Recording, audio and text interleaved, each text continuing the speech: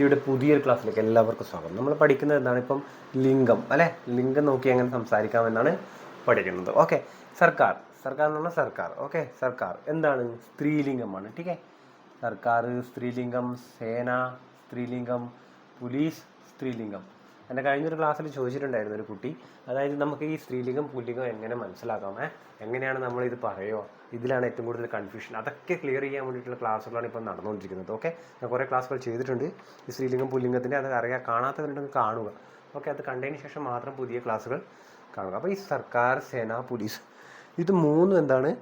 ഒരു സ്ത്രീലിംഗമാണ്. നിങ്ങൾ ആദ്യം മനസ്സിലാക്കുക. ടീക്കെ, സർക്കാർ അച്ചീഹെ, അച്ചീഹെ എന്ന് വന്നു. എന്തുകൊണ്ട് വന്നു? സർക്കാർ എന്ന് പറയുന്നത് സ്ത്രീലിംഗമായതുകൊണ്ടാണ്. ഇവിടെ എല്ലാം നിങ്ങൾ ശ്രദ്ധിക്കുക, സർക്കാർ വരുന്നുണ്ട്. അപ്പോൾ ഈ സർക്കാർ എന്ന് പറയുന്നത് സ്ത്രീലിംഗമായതുകൊണ്ടാണ് അച്ചീഹെ എന്ന് വന്നത്. സർക്കാർ അച്ചാഹെ തെറ്റാണ്. അപ്പോൾ ഒരു സ്ത്രീ ആയാലും ശരി, ഒരു പുരുഷനായാലും ശരി, ഇത് രണ്ടുപേര് സംസാരിക്കുമ്പോഴും എന്ത് പറയണം? അച്ചീഹെ എന്ന് പറയണം. ടീക്കെ, സർക്കാർ അച്ചീഹെ, സർക്കാർ നല്ലതാണ്. ടീക്കെ, സർക്കാർ ബുരി ഹെ, സർക്കാർ ബുരി ഹെ എന്ന് പറഞ്ഞാൽ സർക്കാർ ശരിയല്ല, സർക്കാർ മോശമാണ്. ടീക്കെ, സർക്കാർ മോശമാണ്. ടീക്കെ, ഇത് നല്ലതാണ്. അപ്പോൾ സർക്കാർ അച്ചി ഹെ, സർക്കാർ ബുരി ഹെ. സർക്കാർ ക്യാ കർ രഹി തി, സർക്കാർ ക്യാ കർ രഹി തി ദില്ലി കെ ലോഗോं के लिए. ടീക്കെ, സർക്കാർ ക്യാ കർ രഹി തി എന്തുകൊണ്ട് വന്നു?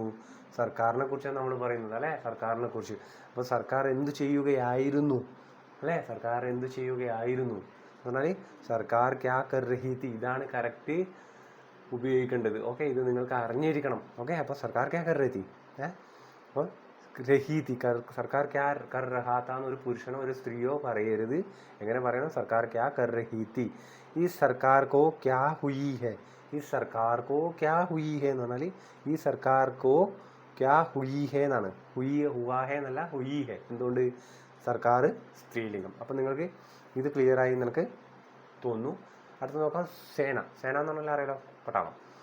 ഓക്കെ, സേന എന്താണ്? ഒരു സ്ത്രീലിംഗമാണെന്ന് നിങ്ങൾ അറിയണം. സ്ത്രീലിംഗമാണ്. അപ്പോൾ സേന ദേശ് കി താക്കത്ത് ഹോത്തി ഹെ. എന്തുകൊണ്ട് വന്നു?